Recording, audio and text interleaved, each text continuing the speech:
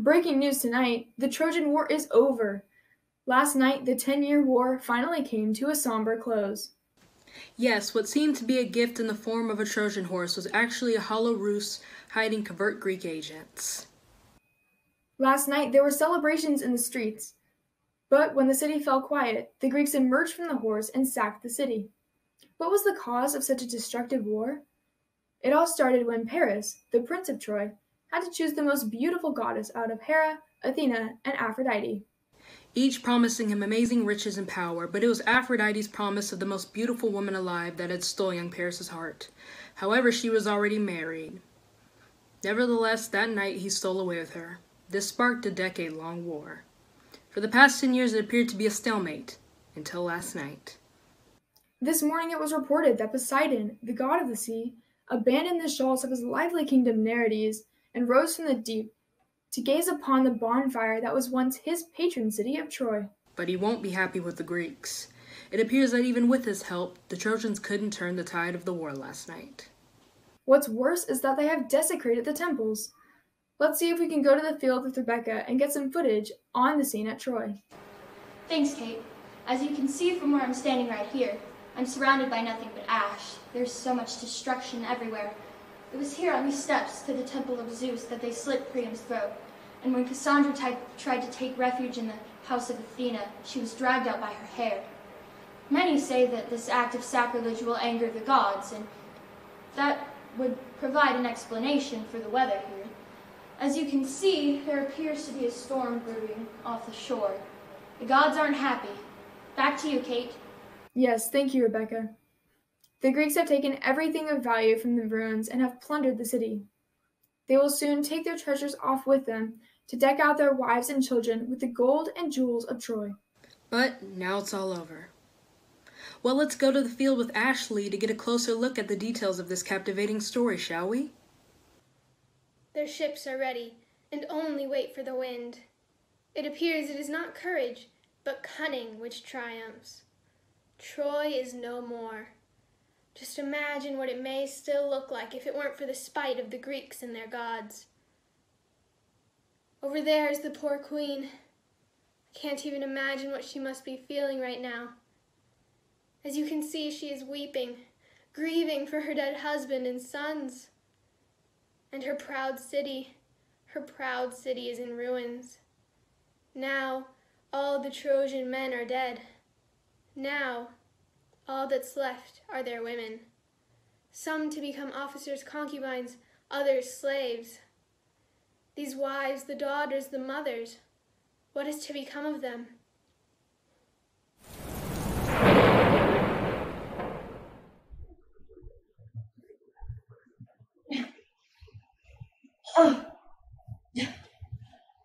Up you get, you poor old crone!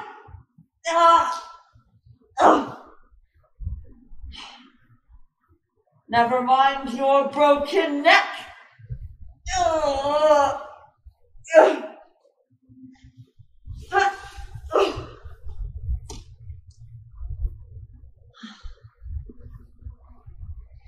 You're on your knees today, but tomorrow you may land on your feet. Be patient, philosophical. Being sorry for yourself won't get you anywhere. It never does.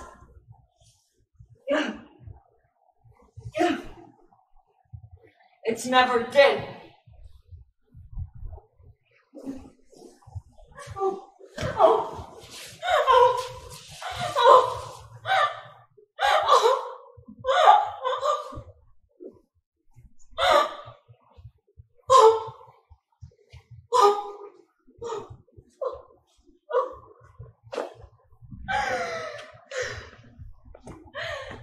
But it's no use. Not even my courage can stand up to the flood of my grief in its full spate of sorrow. Now, there is no sorrow in all the world which is not my sorrow.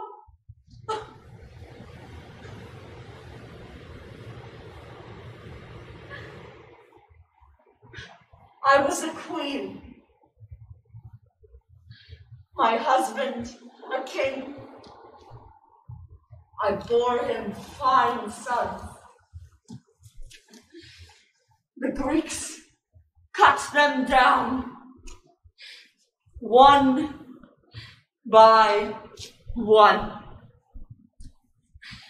As for my husband, Priam, these same eyes that weep watched when they bled him on the steps of the altar and saw his throat open like a mouth and his blood flower, then flow over his golden skin. While my daughters, who were to be betrothed to the greatest kings of Asia, they have all been dragged off to Europe as chattels to bad masters. Oh, Troy, your full sails bellowed with your own glory. But they cracked in the sun and sagged. It was only hot air that filled them. I talk too much, but I cannot remain silent, and silence cannot feel any more than words can. Oh, shall I then weep? I cannot. I have no tears left within me. I can only throw my body upon the indifferent ground and let it mourn noiselessly, rolling from side to side like an old hulk in a tempest. No! No. Misery is like loneliness in this, that both are left a voice with which to sing. That's where all song comes from. So I shall sing. Oh, ships of Troy, did you know where you were going 10 years ago? When your rowers sweated and your proud beams parted the passive seas of the world. When every port was your harbor, did you know where you were heading? All your voyages had one destination. You were going to seek that Grecian traitor, Helen, wife to Menelaus, and bring her back to be death to every Trojan.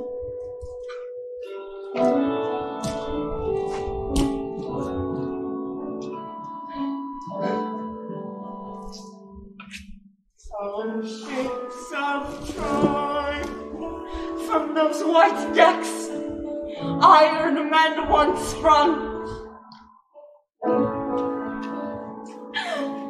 For 10 long years now you have lain, anchored in our own harbors. Today you are to sail away again, taking me, the queen of your city, with you.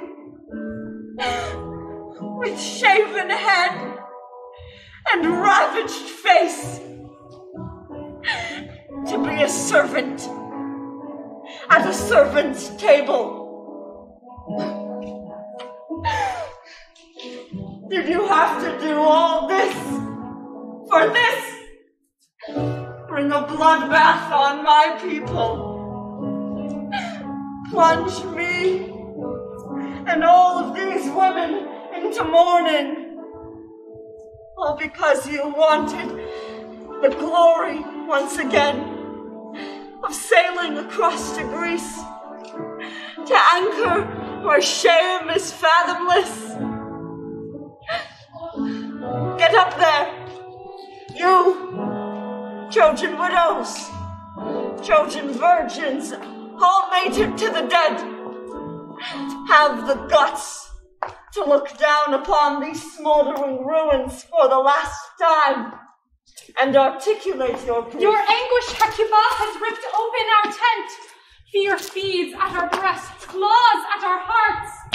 What do you want Look us down to on do? the ships at the bay. The Greeks are hoisting their sails. I can see men carrying oars. Come out and see what's in store for you. The Greeks are getting ready to go home. You poor wretches, come out here and see for yourselves. All of you. No, not all of you. Not Cassandra. Keep her inside. She's mad. At least spare me the last humiliation of letting the Greeks see me blush with shame. What will they do? Put us to the sword, abduct us, ravage us? Think of the worst. It will be that. A slave. Whose? Where? In Argos. In Phaya? On some island off the coast? Oh! A pitiful old woman, more dead than alive. A useless hornet in a foreign hive, dragging out her last few days. Or I will have to squat night and day outside somebody's door at their beck and call as nurse to some Greek matron's brats.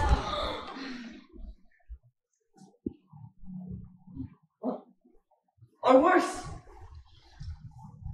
stuck in their kitchen, baking bitter bread, with nothing but rags to cover up the ruins of my body, and only an earth floor to lie down upon.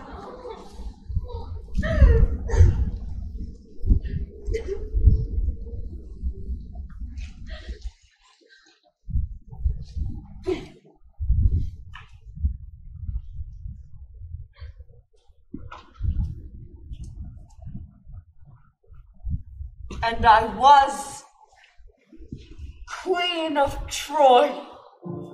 If I throw my shuttle from side to side forever, it will never be on the looms of Ida again.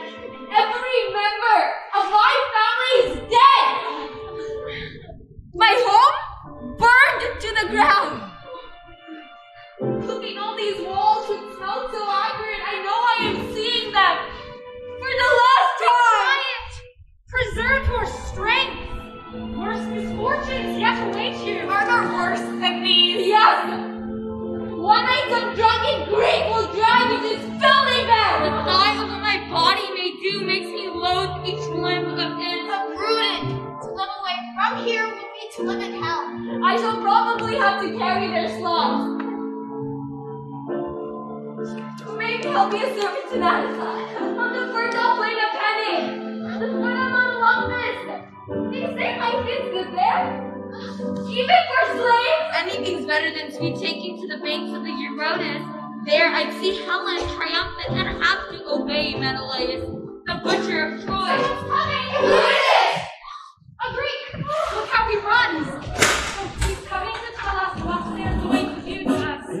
This is the end, though we haven't yet left our native land. We are foreign to it, as we are now kings that belong to Greece. They're slaves. Even here, they're slaves. You know who I am, noble lady. Talthybius, herald for the Greek army. I often entered the gates of your city to deliver messages from our generals, and I am now instructed to convey an edict to you. The moment we feared has come. I suppose it has. Where are we to Your go? future has been decided. Where are we to go? You are all to be separated, each to different masters. What masters? Are we all to be treated exactly alike? No exceptions made for anyone? Surely not. No, give me time, I will tell you. I am waiting. Oh. Cassandra. You've guessed right. She is to be one of the lucky ones. Agamemnon himself wants your daughter. As a servant to Clytemnestra. It is as I feared. Not at all. The King of Kings wants her as his concubine. His harlot. He might even marry her. In secret. So, you know that she is already betrothed to the son, to him alone, and that the golden-headed god insists she remain a virgin? Of course. It's because her virginity can be guaranteed, she being a prophetess, that she is so attractive to his majesty. Throw away the temple keys, poor child. Tear off your holy fillet and cover your hair with ash. Come now. Worse things could happen to her than sharing a bed with a king. What have you done with my daughter Polyxena? She serves Achilles. But Achilles is dead. She still serves him. What strange customs you Greeks have. To think that I gave her life for her to spend it in a tomb. She is one of the lucky ones, I can tell you. Even Cassandra will often wish she was with her. Why? She has found peace there. Is she alive? Can she still see the sky or the stars at night? Tell me! Your look of shame's your answer. We have given her shelter. Shelter from what? The world. True. And Andromeda? Well, of course, being Hector's wife, she was considered something special and goes to a feast style. And what of me? Broken with age, unable to walk without this stick. What work can I do? Who could possibly want me? Ulysses, a slave in his household. No! Anybody but him! Ulysses! I spit on that dog! On that double-tongued monster that breeds hatred and discord wherever he finds friendship! Ulysses! Oh, women of Troy, now weep for me. Your queen in misery alone. And what about us? What is to become of us? How should I know? It's not my business. The small fry will be sorted out in lots. Go and fetch Cassandra. Agamemnon wants her within the hour. What's that? The tent's already. Quick! Stop any children even from burning themselves alive. I can understand that our free people don't easily knuckle under to a catastrophe like this, but I don't want any embarrassing suicides on my hands. Do you understand? And certainly no human torture. That might be a way out for them, but it would be a bore to me. No fire there at all. It's Cassandra. She's gone mad.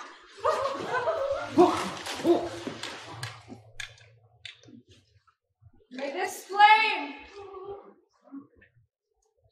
this gentle flame, rise, slowly dance fiercely, round this torch of me, and lift its impetuous pride against the thighs of night, and stand up straight within the supple air.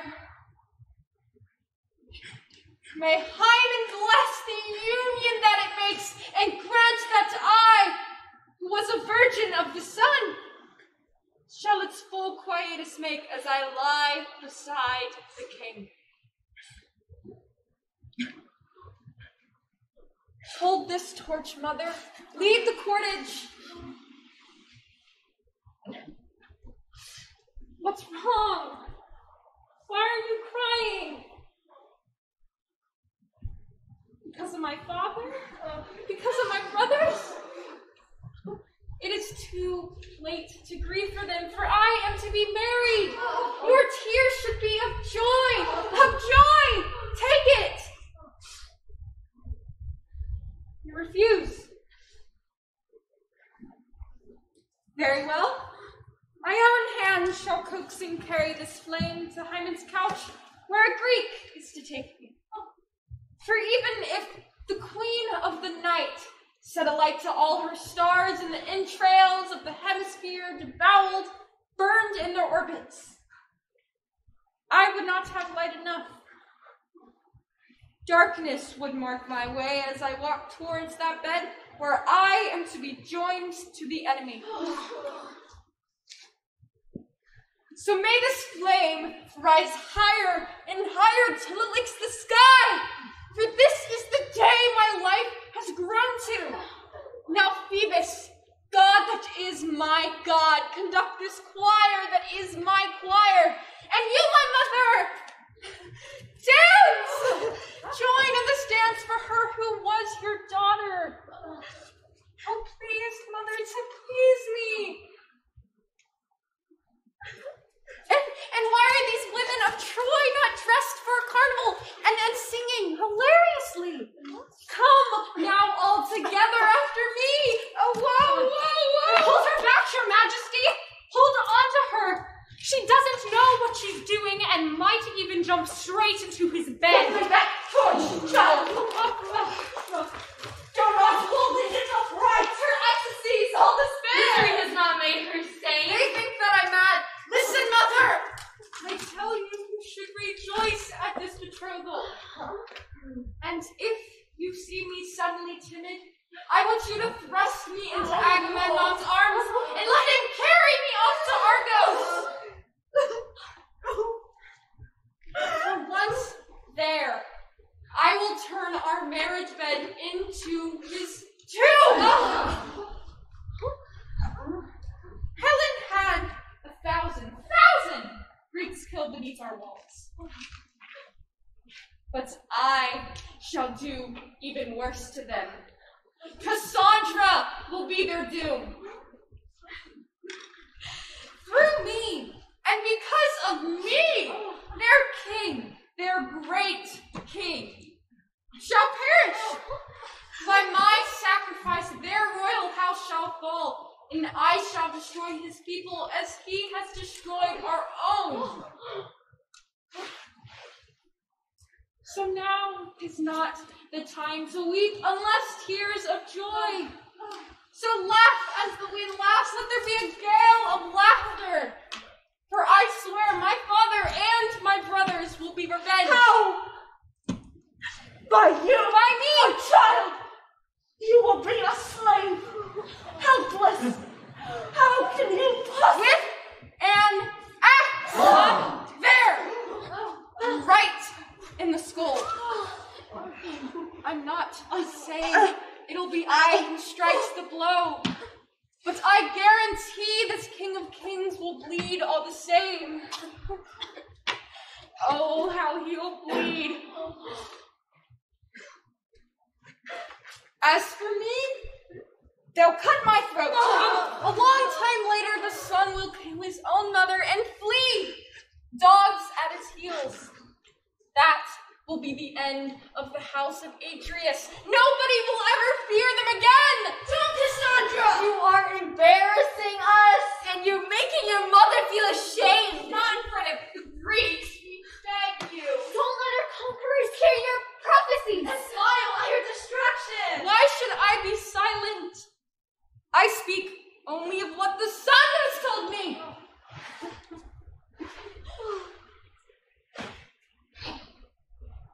I could tell you more, but it is too horrible. You are right. I will say no more. Don't cry. The Greeks are victorious. But what now? What happens to them? I will tell you. They will be beaten. They will be humiliated. Some will fall outside Troy, others on the plains. They will perish in their thousands, not in defense of a city on their native land disarmamented. They will die for nothing. Few of them will ever see their homes again. They will not even be buried. Nobody will say a prayer over them.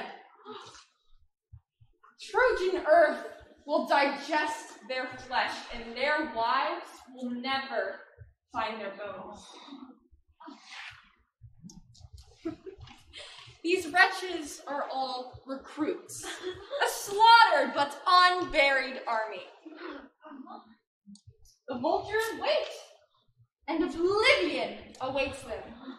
Not a trace of these conquerors will remain, not even their shadow! Except for a handful who will crawl back to Greece only to find themselves unwanted and unwelcome. Apollo himself has told me how Clytemnestra has behaved in Agamemnon's absence, but I won't repeat it. And all this for what? 10 years to seek out one adulteress, and their victory will be to find that their own wives have been faithless to them. And every man's a cuckold. This is what you call winning the war? True. We have lost it. That's not our honor. We have fallen on our own soil, defending our own city. Gentle hands waited to nurse our wounds, and watching eyes waited to weep when we could bleed no more. When our king fell, Troy itself was his widow. You should be grateful to these Greeks. They even turned Hector, who was a modest gentleman, into an immortal legend of courage. We who defended our native land are glorified. But those who conquered us shall be cursed. They started this filthy war. They will die as stupidly as they lived. Lift up your heads. Be proud. Leave your revenge to me. He who embraces me will be destroyed by me. I wish I could believe you. I wish I could laugh and be as crazily defiant as you are. But look at us. Take a look at yourself. All your singing and spitting won't get you anywhere. It's all words. Impotent words. And they prove rather expensive. If we didn't know she was insane. The more I see of the intimate lives of the great, the more I realize they're as petty and perverse as the next one. As for the mighty king of Argos, who has taken it into his head to desire this creature who is not right in hers, all I can say is, a poor devil like me wouldn't want her for all the gold in the world. But there it is. So come on, my pretty. Follow us. Let's get going. You heard them. Words won't help you now. I'll come back for you immediately Ulysses sends for you. You won't find it so bad with him, as servant to Penelope. People speak rather well of her. Servant? There's only one servant here, and that's you! You insolent and obsequious lout with the manners of a farmhand! You don't know what you're talking about. My mother won't be going to Ithaca. Apollo has assured me she will die here.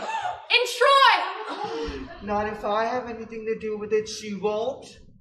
Her suicide would finish me. Who said anything about suicide? How else? You'd like to know, wouldn't you? But I shan't tell you. As for Ulysses and all his double talk, that man doesn't know what he's in for. He's got another 10 years. Another 10 years of mud and blood before he sees Ithaca again. Oh, yes. I know everything's ready and he's about to set sail. But the end is often only another beginning. The giant flesh-eating Cyclops squats on his rock, his mouth watering, waiting for him. So does Circe turns men into pigs. Not to mention Scylla and Charybdis, who lick their lips and smell of shipwreck. I tell you, the only place Ulysses is going to is hell. We know a few who are waiting for him there. I can assure you, Ulysses will suffer. Whatever your misfortunes are, he will envy them.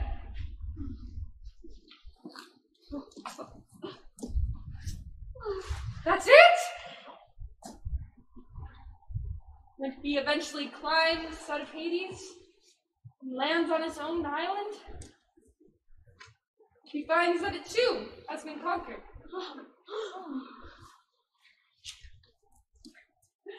But what's Ulysses to me? Well, what are we waiting for? I'm impatient to be joined to my betrothed. For better or worse. No, just the worst. So toll the wedding bells! Our marriage shall be accorded down the road to hell. And this generalissimo, this king of kings, who wants to embrace the daughter of the sun, will never see the light again. Endless nights will devour you, and your body will be chucked over a cliff. Toll the wedding bells! For our broken bodies will be naked together, and vultures alone will be satisfied. Their beaks will be intimate with my breast. Their claws shall press your manhood. Here! I'll tear the veil of my virginity, a prophecy, while my body is still unravished. May the gentle breeze waft it to the true God of love, the sun!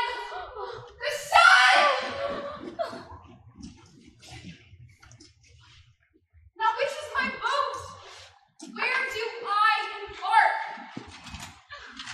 Since I am Death's sea, but a black flag flies at the mast of the ship which carries me.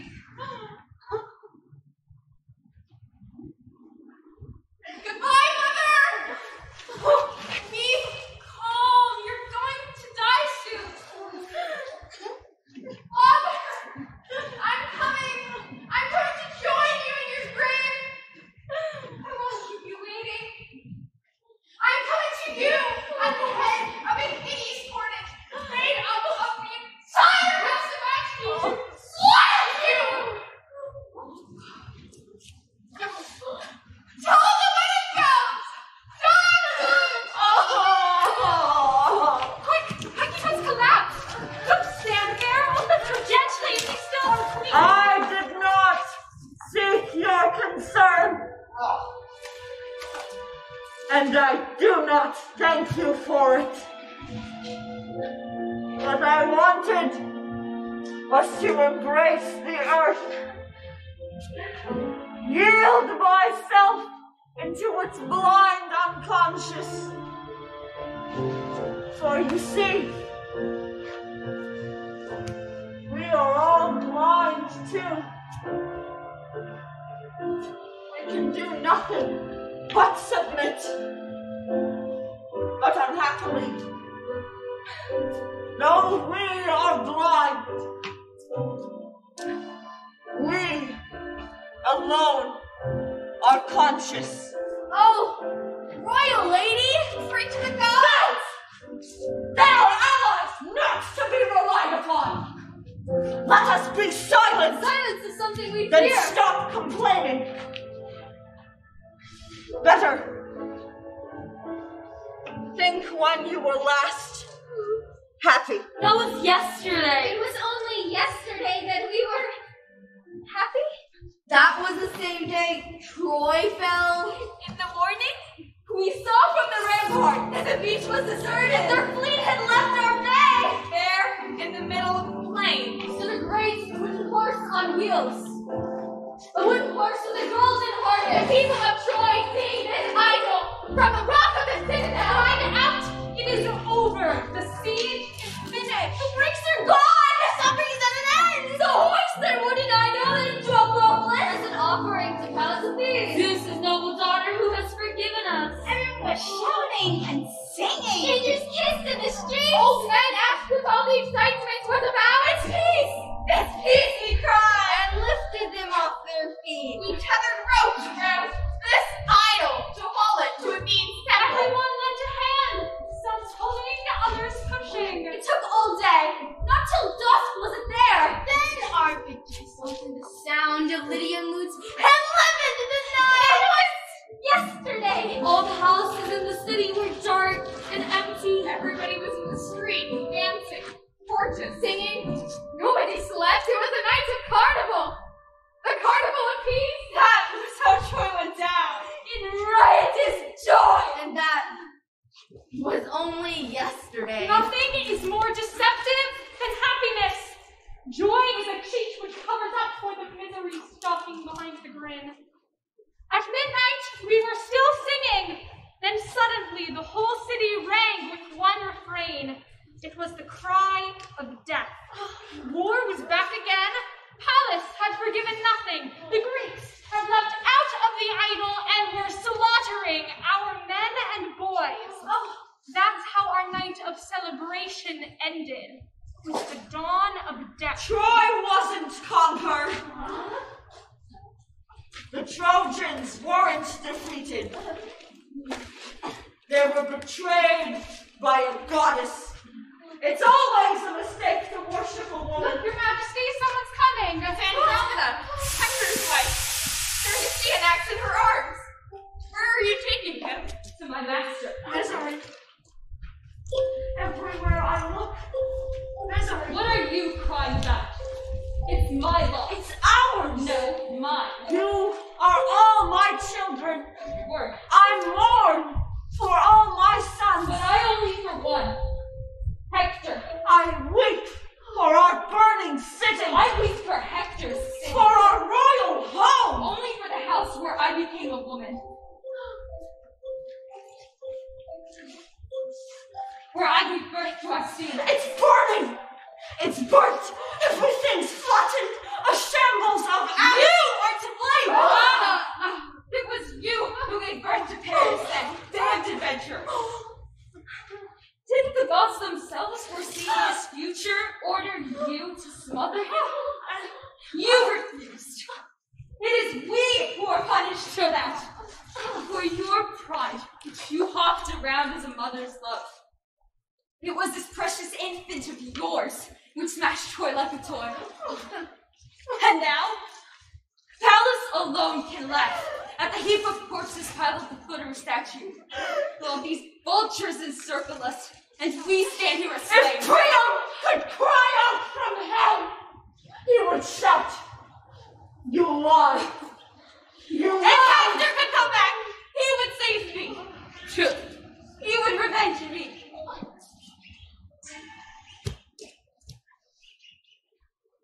I have never liked you. You have never liked me. But you're an old woman. I feel sorry for you.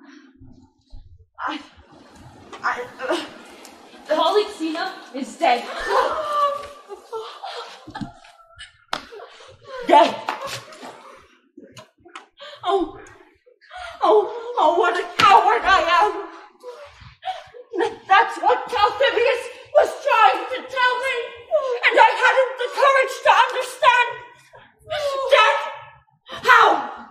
They cut her throat on Achilles too. I saw her body. I covered her face with the black lace. Slaughtered on a tomb, like a goat or an ox. What a terrible death! Why terrible? She is dead. That's all. Better off than I who live. What do you know of death or life? I tell you, death is a nothingness. However painful life is, it is better than death. It has hope. I prefer life at its worst to death at its best. Please, your will to live's insane. You know very well you've nothing to live for. Your sons are all dead, and your belly is too old to breed anymore. Your future is completely hopeless. So much the better for you. You can give in and sink in your circumstances rather than clinging on to a life that's finished as far as you're concerned. If you do that, you won't suffer so much. For death is a void. A void that is eternal and peaceful. Listen to me. It is the same for Polixena now as it was before she was born. For now, she's dead. She can't suffer anymore and is unaware of the suffering she once experienced. Her sheet is wiped clean again. But I still suffer. And I still know I suffer. Life has more to scribble over me. I was a good wife and devoted mother. Some of us are. But as many of us know, it doesn't matter how a woman behaves. The world thinks the worst of us and slanders us if we give it half a chance. I didn't give it that chance. I stayed at home where the gossips couldn't get at me. It was no sacrifice.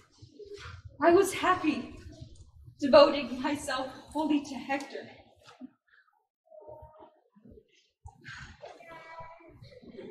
But you see, old woman, my virtuous life has been my undoing, and my reputation for being chaste recoils on me.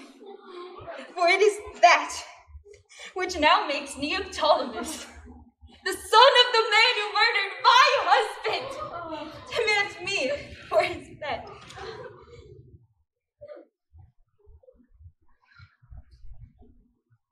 I am frightened.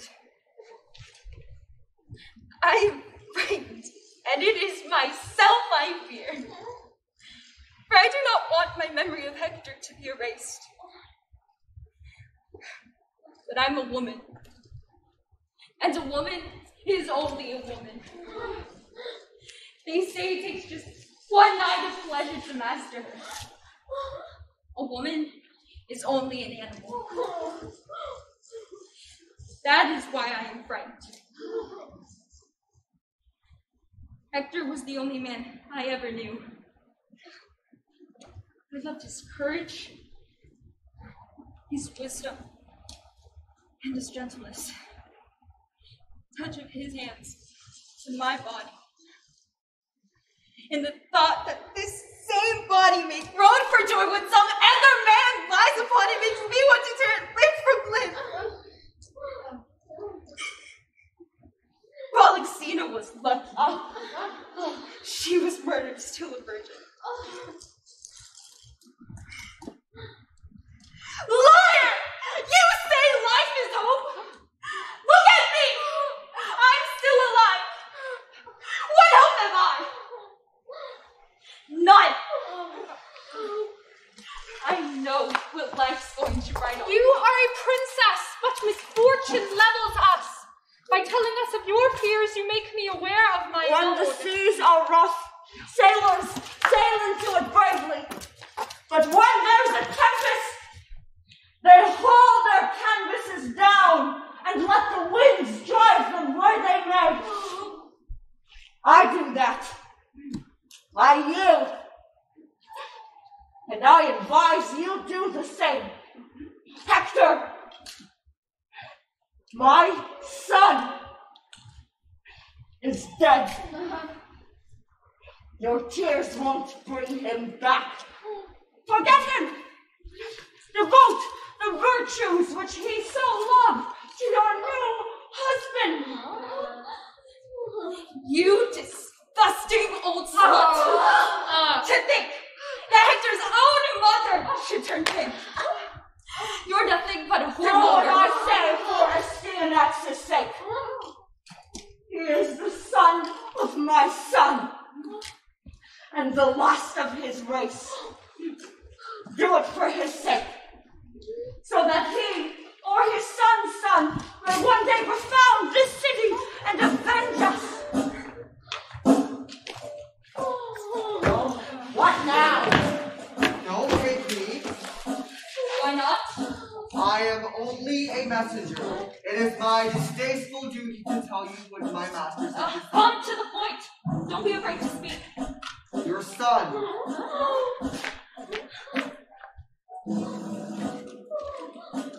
Are they going to separate us? In a way, yes. We shan't have the same masters. He won't have one at all. Ah! You're leaving him here? I don't know how to tell you. Spare me your scruples. Get on with your job, Mikey. They're going to kill him. It was Ulysses who persuaded them. He urged the Greek assembly not to spare the life of the heir to the Trojan throne, because he might sometime become the focal point of rebellion. The assembly accepted his resolution. So it's no use holding on to him like that. Give him to me.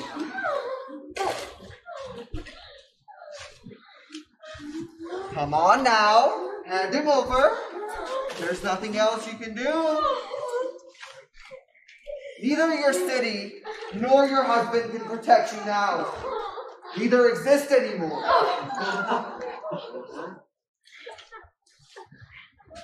Don't you understand? We give the orders now. Do I have to tear him from you? Don't be silly. Bow to the inevitable. Accept it with dignity. Oh, for God's sake, isn't there anything that can make you hand that child over? Can't you see you won't gain anything by trying my patience? Or making the soldiers angry? If you do that, they'll just leave him to the vultures. But if you hand over quietly, we might even let you bury him. And our generals will treat you with more consideration. Don't you dare lay hands on him! I'll hand him over. Later.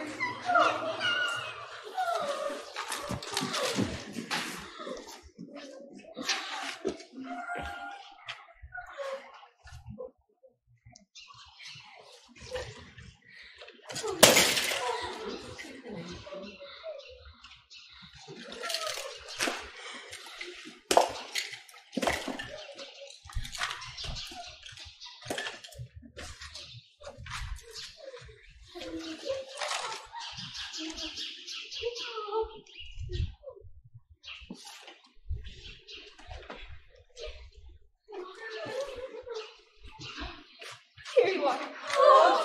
Take it. Kill it. Hit it with an axe. Throw it on a fire. It's yours. I can't protect it. I could only give life to it. What are you waiting for? Take it! Carry it to the ramparts. Wait for me there.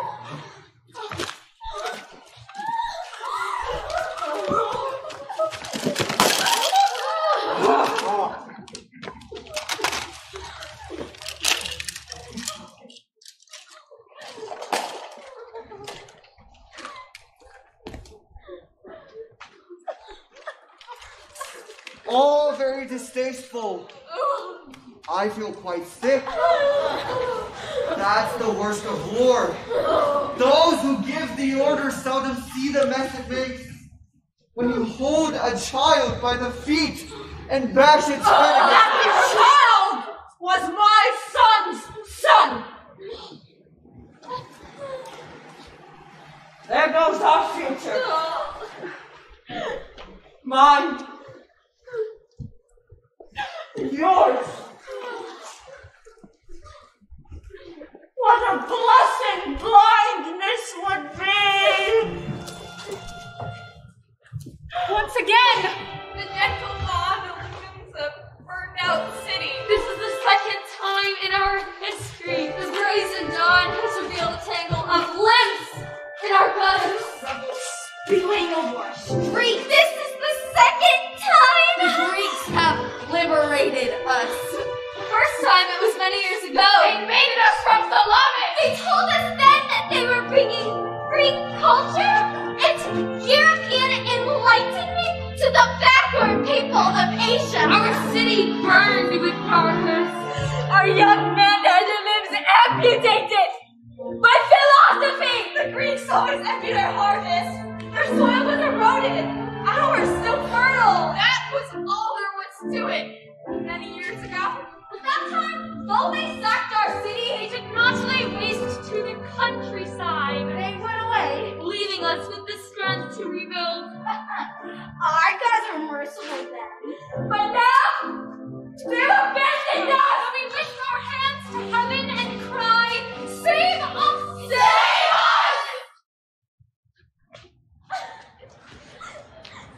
Nobody answered. Oh, we echo! This dawn is indifferent! Our gods are dead!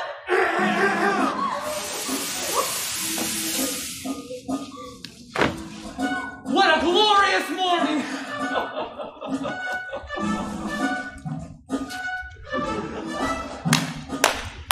This is the day of all days, the day I've lived for. There that slut sits now, squatting in a hovel, a prisoner at my mercy. I have no mercy.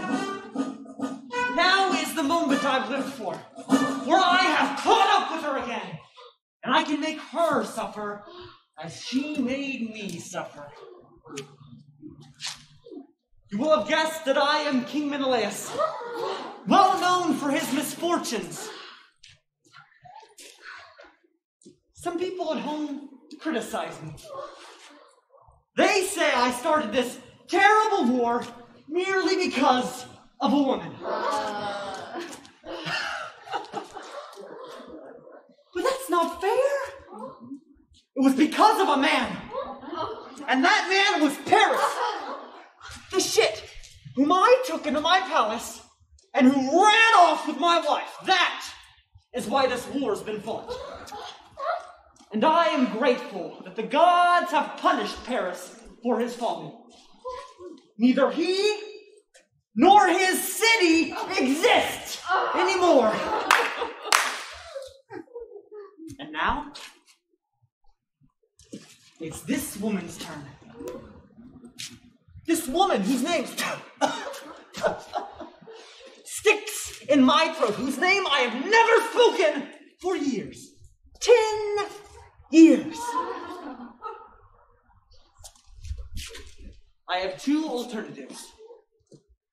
Either to have her executed here, amongst the ruins of the city she chose for her home. Or to take her back to Sparta and settle her account there. I've decided to do precisely that. For by postponing her punishment, I increase it. When she reaches Sparta, the mothers and the widows of the Greeks whose men fell here will lynch her, stone her to death. That'll be her end. Get her. Drag her out by her hair. Make her grovel at my feet. And I promise you we'll hoist sail and only wait for a wind. At last! At last I can believe in you, Zeus! You, the unknown and the unknowable. You, who, while seated at the center of the earth, can at the same time hold the world in your hands like a ball in space. At last you have my grudging belief. At any rate, I believe in your justice. For by this, I see that you do punish the wicked. That's a strange sort of prayer. Who are you? Hecuba, Queen of Troy.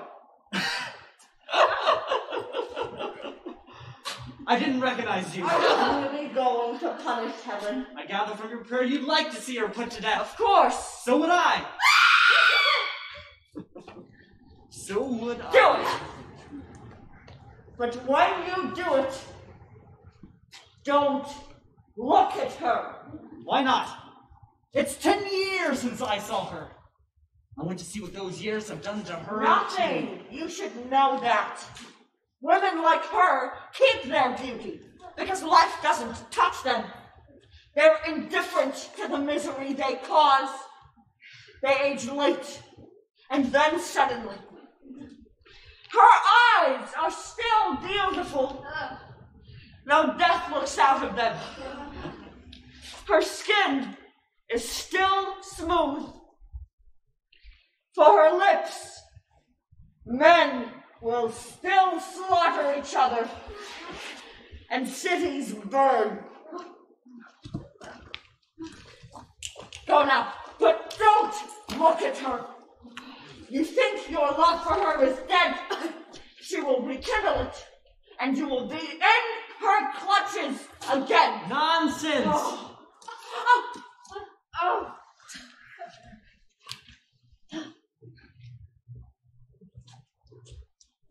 Release her.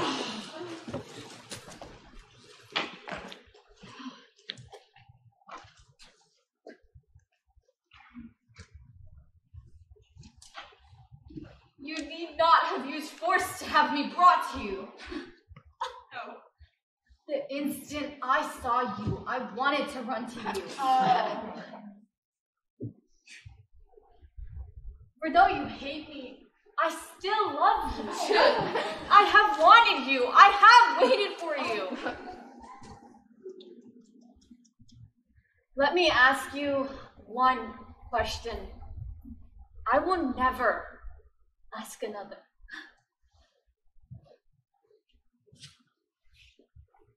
What do you want to do to me? You.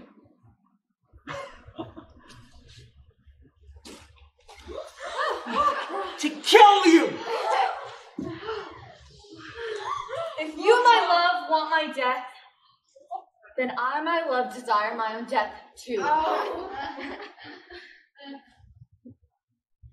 But just let me explain. No! I don't want to hear your explanations. You're going to die, that's all. Are you afraid to listen? Aren't you afraid to die? Too late now. I begged you not to look, but you may as well just let her talk. There's nothing she can say that I don't have an answer to, and will shove her lies down her throat. So let her talk of your past. It will give you the courage to see that she has no future. You needn't worry. There's nothing she can say that will have any effect on me. But I'll let her talk, since you want me to. She knows only too well there's nothing she can do or say that will have any effect on me. She's already dead as far as I'm concerned. No! Do not turn away from me. Look at me. Have the courage to look at me for the last time. Look upon every part of me. Then know what it is you're killing. You hate me. I do not hate you. If only you knew. Yes, there are some things you should know. Oh, I know the sort of things I've been accused of. But I have an explanation for each. I don't know whether you'll believe me or not. But let me speak and have the courage to listen. Do you want to know who really is to blame for all of this misery? She is! Old woman. She was the start of it all. It was she who gave birth to Paris. The gods themselves were alarmed. They foresaw that scoundrel would ferment a war, and what a war! They ordered her to smother him. And did she do it? No. And King Priam was too weak to make her. Oh, all of this stems from that. That was the beginning of it all. Paris was only 20 when he had 3 goddesses compete for his favors. Pallas herself offered the whole of Greece if he chose her. And with her behind him, he'd have it overrun in no time. And what was Hera's bribe? She offered him Asia Minor and the whole of Europe. But Cyprus offered nothing. Nothing. Except me. She merely described me. She won. Paris chose her for his goddess and then worshipped me.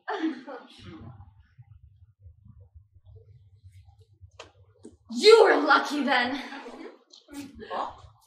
For if he'd chosen either of the other two, he would have conquered all of Greece. If it weren't for this body which your soldiers have so misused, you yourself would have been a subject to that barbarian. But your luck was my misery. That you might escape, I became the victim. Cyprus sacrificed me. And my beauty became my joy. You slut! Why did you go? Darling, it was you, not I who left. You were a careless husband when you went off to Crete and left me alone with your lecherous guest. You could have resisted. I, a mere mortal, resist the goddess Aphrodite. Could you do that? A pity you cannot punish her for what she did to me. If you could, you would be stronger than Zeus himself. For even the king of gods is as much her slave as everybody else is. Why did I go? That's a question I often ask myself. But the answer is always the same. It is not I who left, but somebody who is not me. Aphrodite was an unseen guest in your palace, like an invisible shadow to Paris. And as you know, Cyprus had made a bargain with Paris to give me to him for as long as he lived. There was nothing I could do to break that odious but sacred tie. But the moment Paris was free, was dead, I was free. Immediately, I did everything I could to get back to you. At night, I climbed city walls and tied ropes together to carry me to the ground where I might run to you. Your own guards can prove it because they always caught me.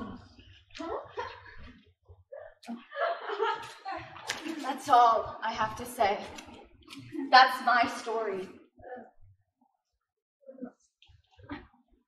I am a victim of circumstance, destiny, plaything, abducted, married against my own will to a man I loathe, forced to live in a foreign city I despise.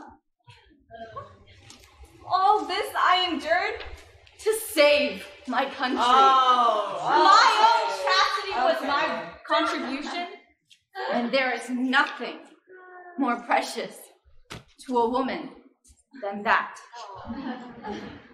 Yet, in spite of this sacrifice, they are wanting to stone me to death. I am hated by the Greeks, detested by the Trojans, alone in this world, understood by none. Now tell me this. Do you really think it is right to put me to death when it is the gods, not I, who have sinned? If you don't, then take me to where I belong, in our bed, on your throne.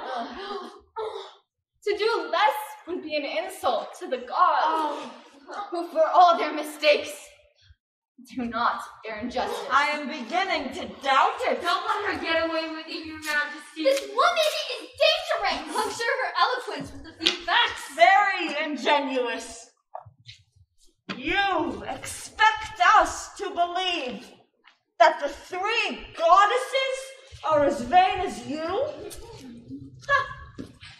Is it likely that Hera would give Argos sanctuary?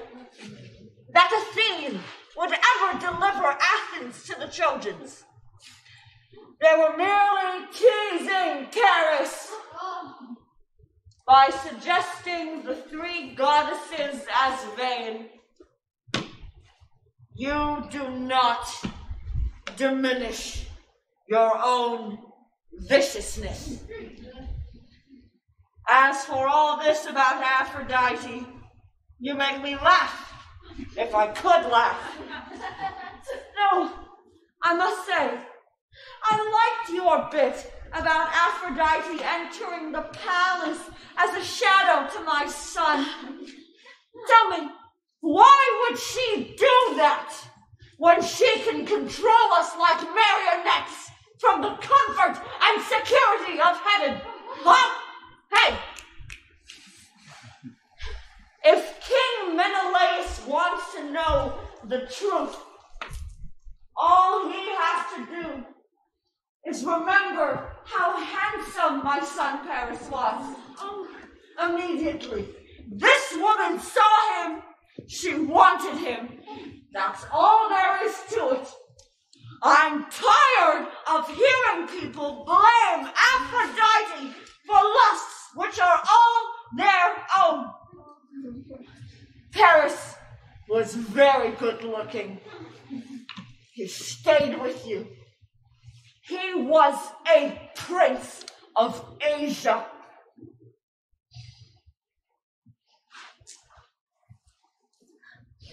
When the Greeks were champions, you remembered Menelaus was your husband. His name used to spring to your lips then to keep Paris up to scratch. But when they suffered any reverse, You always forgot your first husband's name again. Always an opportunist. Always keeping your eye on the main chance. Never on virtue. Never on loyalty to either. And now, the Greeks have won! Oh, of course! You come in here with some cock and bull story about trying to tie ropes together and the guards catching your escape. You bitch! You know damn well all these men have been butchered, and this because of you. Unfortunately for you and for myself, I'm still alive. You have one witness, and this my evidence. How many times did I come to you and beg you to go home to your city of Greece? Huh? I pleaded with you to do that, knowing that Paris would, in time, forget you and marry again. But you never listened, did you, my beauty? You didn't like the idea of quitting that palace where you strutted like a strumpet, where every man ogled you, including King Priam.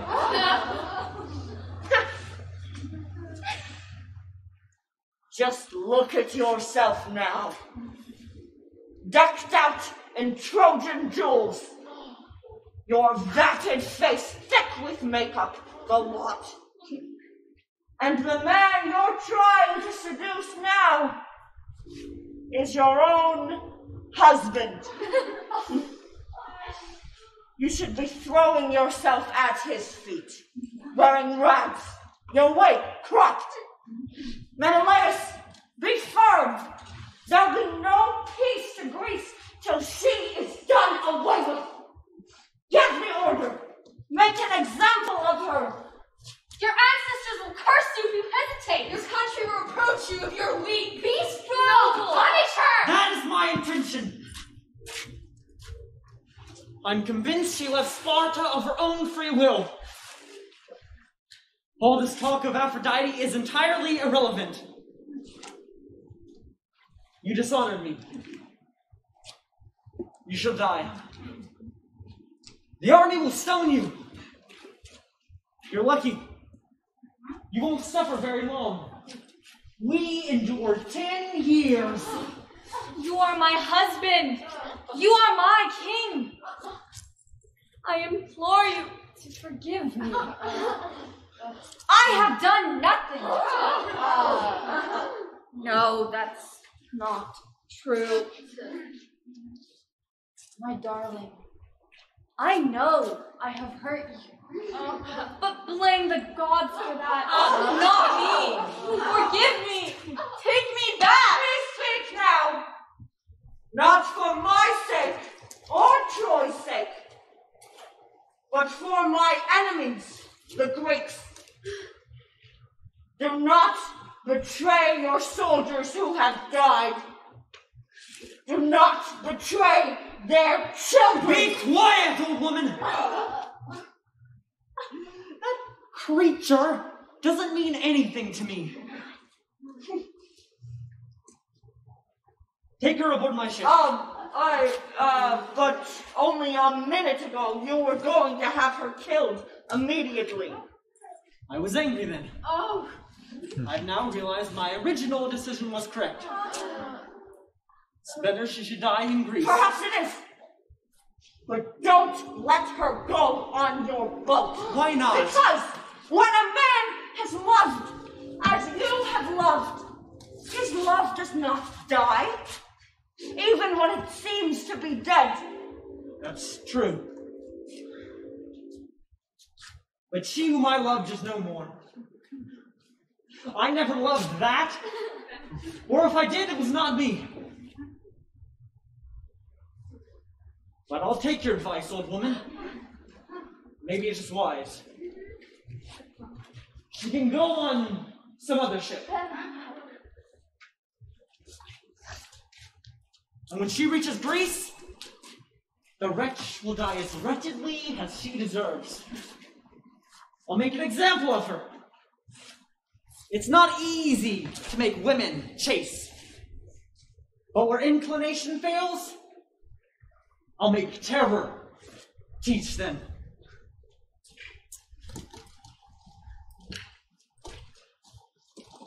Do you believe you'll kill her? It isn't even chance.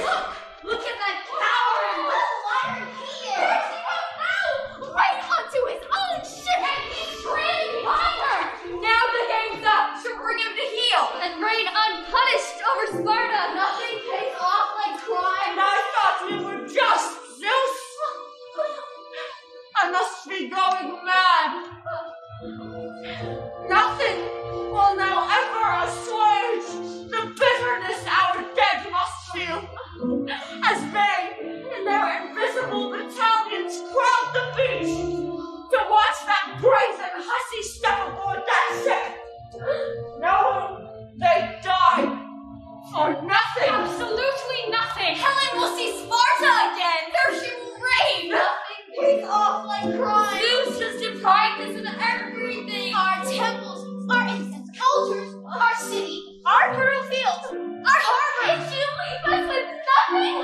Don't weep!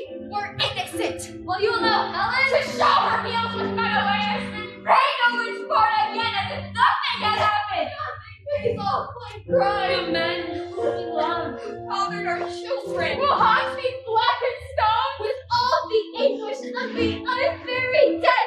While we, their widows, wander in far land with loneliness as our companion, growing old, growing ugly, And some of us becoming whores. will that most honorable lady longs for her golden mirror again and sits contemplating her own smug beauty. That's what it will be. Nothing pays off like crime. Pleasant journey, Helen.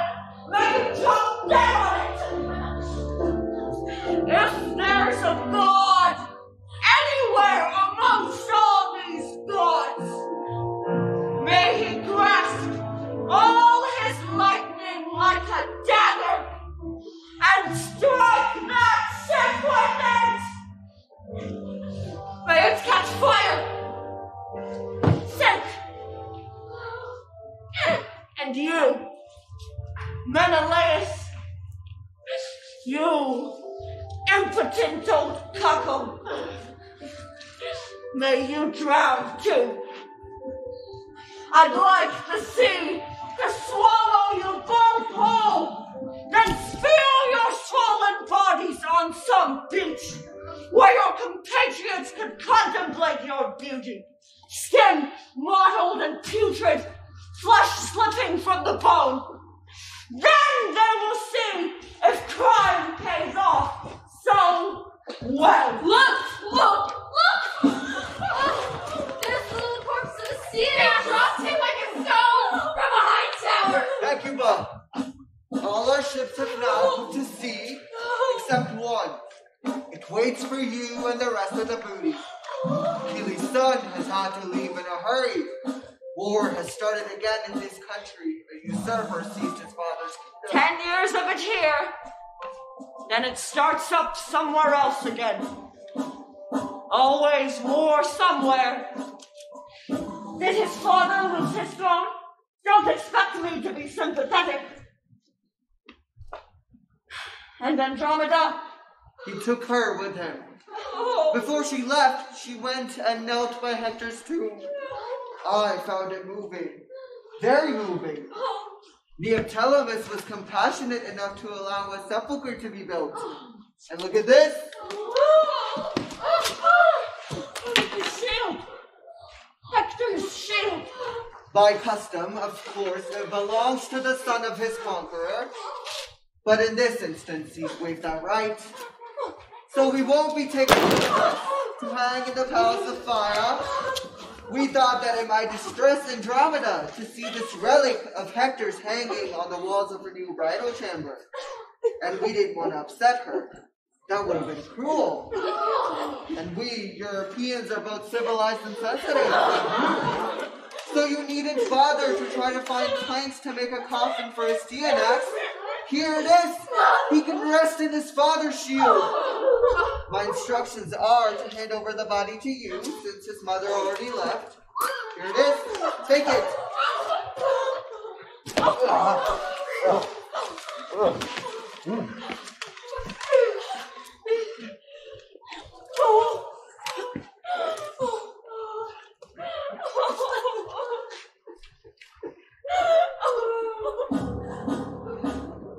Perhaps you'll let me help you bury it.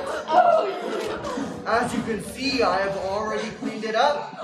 Or tried to. There was a lot of blood. Here will do, won't it? I'll help you dig. It needed very deep. As I say, our ship's waiting. After 10 years. I can hardly believe it. Lay this shield upon the earth it protected. I loved him. Oh, the ring is still polished where it touched his arm. And now, this eye of brass, which once used to turn back the sun, will lay where no light can ever see it again. As a coffin for his son.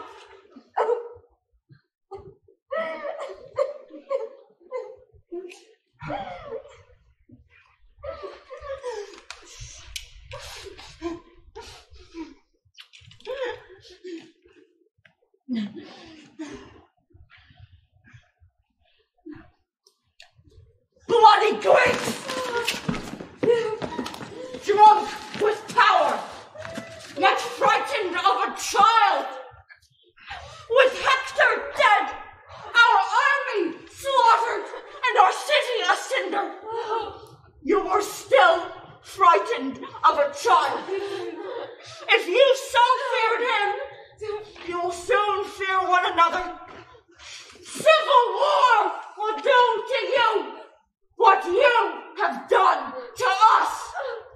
And when Troy and Greece have leveled, as all war levels, all that will remain amongst these shattered columns shall be wiped too, and all the inscription it shall bear, here lies a child murdered.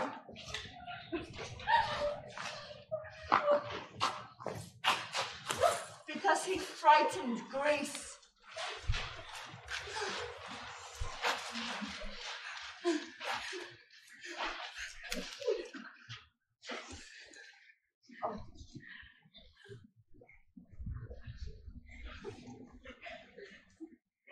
Little one, you will never grow to strength, nor will you fall or fail as men do, from sickness or from age. But if men can be happy, you could have been happy. All of life's possibilities were in this tiny hand. I'd always said he had his father's hand. Now that which has moved is still, forever still, and the blood congeals on his battered skull. What waste! Waste! Waste!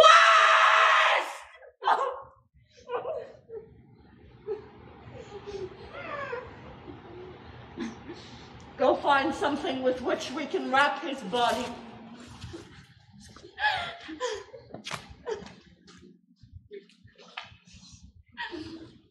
And to think,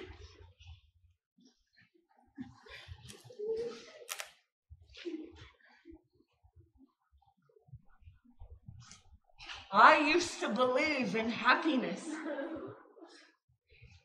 I tell you, destiny is drunk. The gods are blind, clumsy, deaf, and indifferent. A man's a fool if he thinks he's achieved happiness. Unless he's on his deathbed.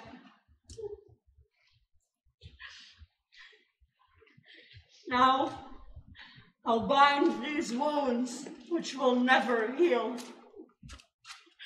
Did you find anything? Only these rags. Rags will do. The dead are not particular.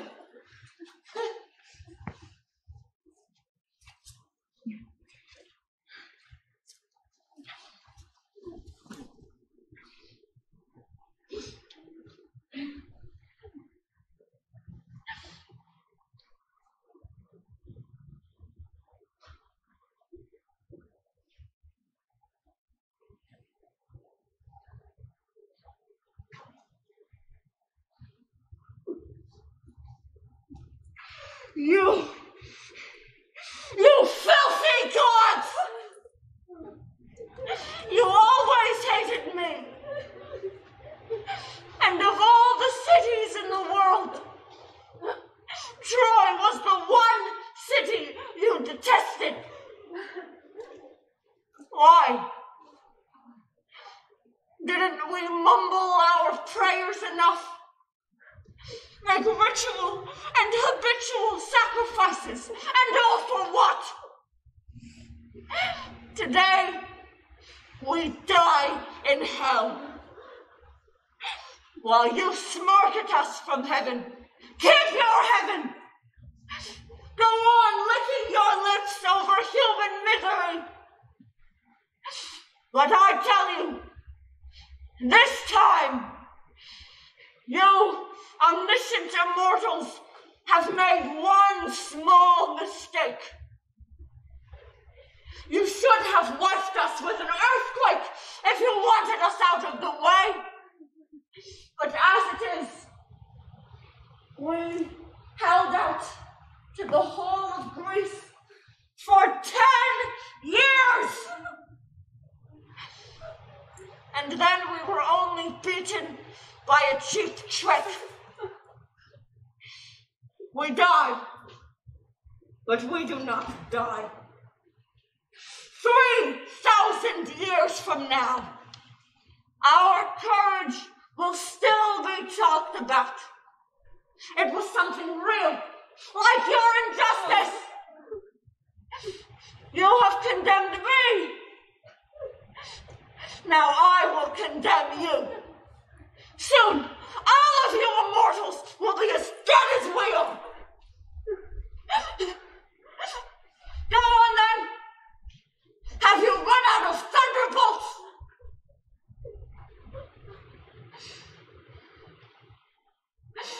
Filthy cowards! We beg you! You'll bring down other misfortunes upon us! There is always something worse. Oh, here it comes! Look, they're setting light to the Acropolis! My orders were to destroy anything left standing. Burn Troy. See that nothing remains. When you hear a trumpet, file down in an orderly fashion to the beach. It will be the signal for you to leave. Ulysses has sent this man to fetch you. Poor old woman, you better follow him.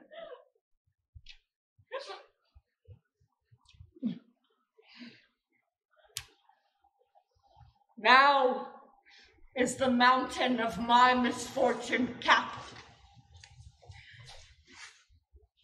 leaving my Troy in flames.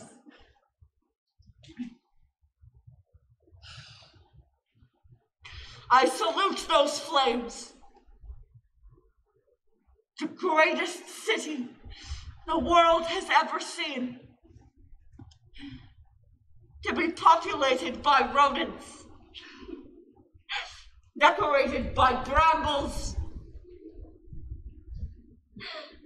I had said the gods were blind. That's not true. They are evil.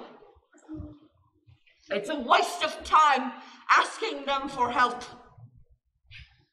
Better to rely on my own legs. Oh, come on, old bones. Oh.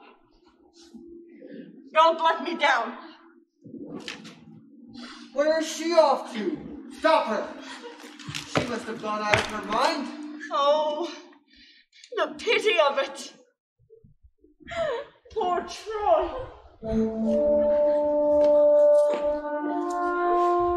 Troy is no more but a memory. Our memory. Oh, the waste of it. So many hands. So many hours and hours of work. Its glory was that it was home. Now, ash settles on what we were, and smoke describes what we've become. Oh, Earth! Dear Earth, be merciful. Take us into you. Don't let this part us from you. Oh, what was that? That noise? This groan was the sound a city makes when dying. The walls of Troy collapse. Stand firm. Now make them drag us off. No Trojan feet will ever walk willingly from Troy.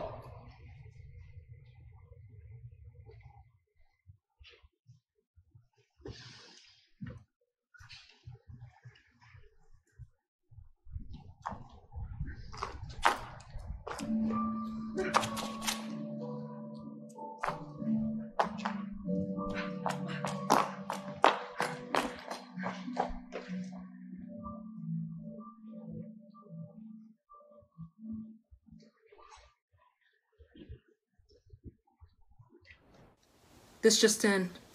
The Greeks were hit by an enormous storm at sea. It is unknown how many ships were destroyed, but many are missing and many people are dead. Among these people is Odysseus, who is still missing. Also Hecuba, whose body was found washed upon the shores of Troy. This enormous tragedy comes as if a message from the gods is saying, men's lives are being taken, and so many young wives are becoming widows. Don't you know that making war, burning cities, and violating tombs and temples will kill you? Can't you see that war will kill you? All of you.